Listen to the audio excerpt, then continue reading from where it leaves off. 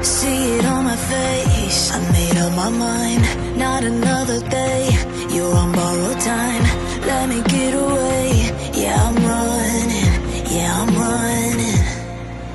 So love me or leave me, I'm standing alone. Can't shake a feeling that lives in my bones. Lie to me, tell me you wish that you could, but nothing you gave me is worth what you took. 'Cause baby when I'm gone for good.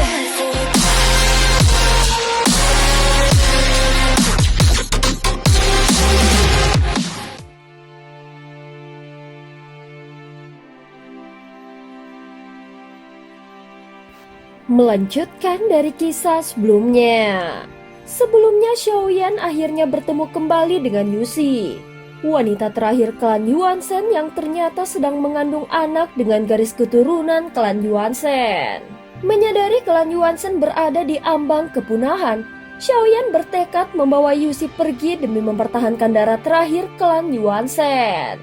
Meski masa depan mereka penuh ketidakpastian, aku akan berusaha sebaik mungkin, ucap Xiaoyan sambil menggenggam tangan Yuxi.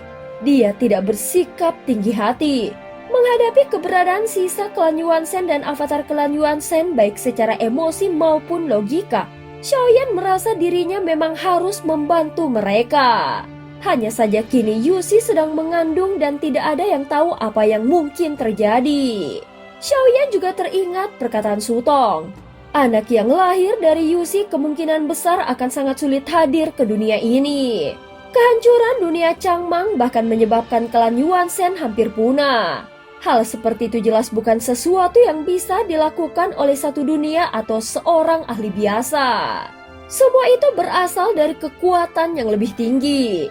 Tampaknya keberadaan di wilayah Dewa Kekacauan tidak mengizinkan klan Yuanzhen untuk muncul kembali. Namun apa sebenarnya yang telah dilakukan klan Yuanzhen hingga memicu kemarahan sebesar itu sampai-sampai seluruh dunia Changmang dimusnahkan? Hati Xiaoyan terasa berat, namun dia tidak bertanya lebih jauh.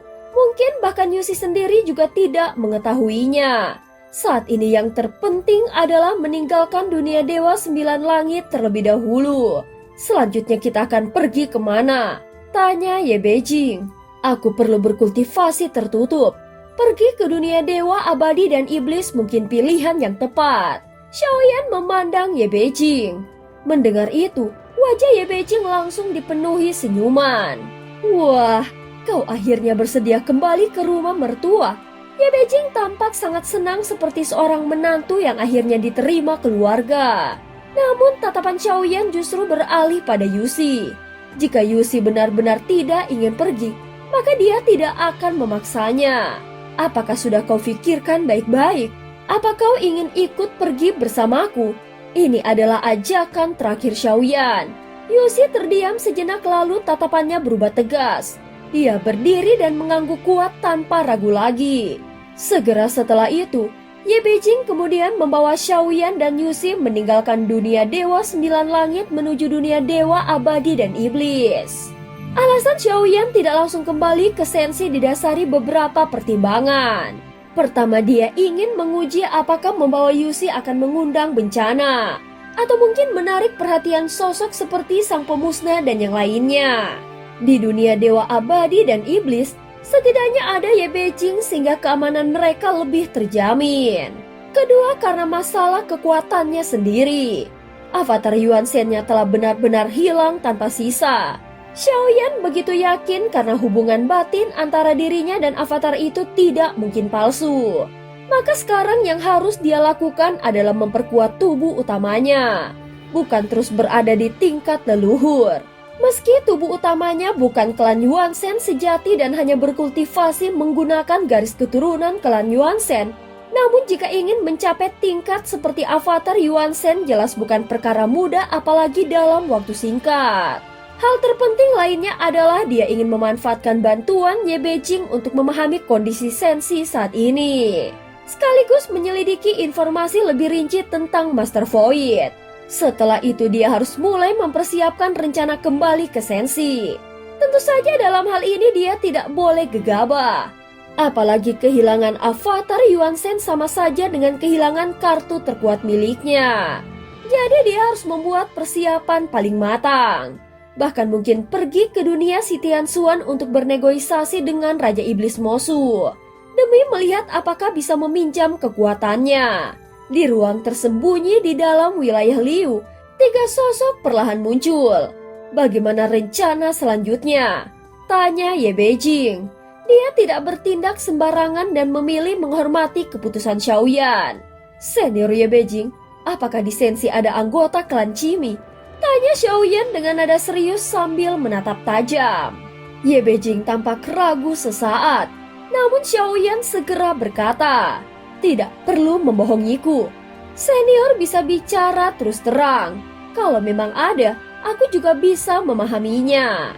Ucap Xiaoyan. "Tidak ada." Ye Beijing menggelengkan kepalanya. Tatapan Ye Beijing kemudian berubah aneh ke arah Xiaoyan. Tampaknya di dunia Dewa 9 Langit, keberadaan klan Cimi sudah terlalu banyak terekspos. Yang ada di dunia Dewa 9 Langit hanyalah beberapa keberadaan yang pernah dirasuki klan Cimi, bukan anggota asli. Di Sensi sendiri tidak ada anggota klan Cimi. Kalau kau ingin mengetahui situasi terbaru di Sensi, aku bisa membantumu menyelidikinya, ucap Ye Beijing. Tampaknya Ye Beijing khawatir Xiaoyan akan terus menanyakan soal klan Cimi sehingga dia segera mengalihkan pembicaraan. Lebih baik langsung menyelesaikan masalah yang ada. Jika senior bisa mendapatkan informasi tentang Master Void, tentu itu akan sangat membantu, ucap Xiaoyan sambil memberi hormat. Master Void adalah ahli yang bangkit belakangan. Kabarnya hanya dalam waktu kurang dari 10.000 tahun, dia sudah berhasil menembus tingkat ke-6 dan menggulingkan Suqiantai dari singgasananya. Hal ini pasti sudah kau ketahui, bukan? Ye Beijing berbicara perlahan. Xiaoyan tidak langsung menjawab, namun matanya tetap tertuju pada wajah Ye Beijing. Bisakah senior menjelaskannya lebih rinci? Kau pasti tahu lebih banyak. Ini sangat penting bagiku. Melihat tatapan rumit Xiaoyan, Ye Beijing terdiam sejenak sebelum berkata, "Aku merasa dia menyembunyikan kekuatannya. Kemungkinan kekuatannya bukan hanya pada tingkat ke-6. Mendengar itu, Xiaoyan sedikit mengerinyit. Sebenarnya dia juga sudah menduga hal tersebut. Seseorang yang mampu sepenuhnya menekan Suqiantai jelas bukan sosok sederhana. Aku mungkin perlu meminjam kekuatan dunia Dewa Abadi dan Iblis untuk berkultivasi," ucap Xiaoyan sambil menggenggam tangannya. "Terserah saja, aku tidak punya ambisi sebesar dirimu. Dunia ini hancur atau tidak, sebenarnya aku tidak terlalu peduli," jawab Ye Beijing sambil mengangkat bahu menunjukkan bahwa dia memang tidak terlalu memikirkannya. "Tetapi tidak perlu terburu-buru sekarang. Kita bisa kembali ke istana iblis Wanseng untuk beristirahat dulu. Di sini juga ada seorang wanita hamil. Kau harus memastikan dia aman terlebih dahulu." Xiaoyan segera mengangguk. Walaupun dia tidak benar-benar memiliki hubungan dengan Yuxi dan anak dalam kandungannya pun tidak memiliki hubungan darah langsung dengannya, Xiaoyan merasa anak itu tetap memiliki keterkaitan karma yang sangat dalam dengannya. Dalam arti tertentu, anak itu sama saja seperti anaknya sendiri. Itu adalah anakmu, meski kau tidak mau mengakuinya, ucap Ye Beijing sambil menatap Xiaoyan dengan senyum menggoda. Xiaoyan tersenyum pahit mendengarnya. Walau begitu hubungannya dengan Yuxi sebenarnya sangat asing. Mereka bahkan baru bertemu sekali. "Ayo kita kembali dulu ke istana iblis Wanseng," ucap Ye Beijing. Xiaoyan jelas tahu maksud Ye Beijing. Dia khawatir Xiaoyan akan tiba-tiba menghilang lagi.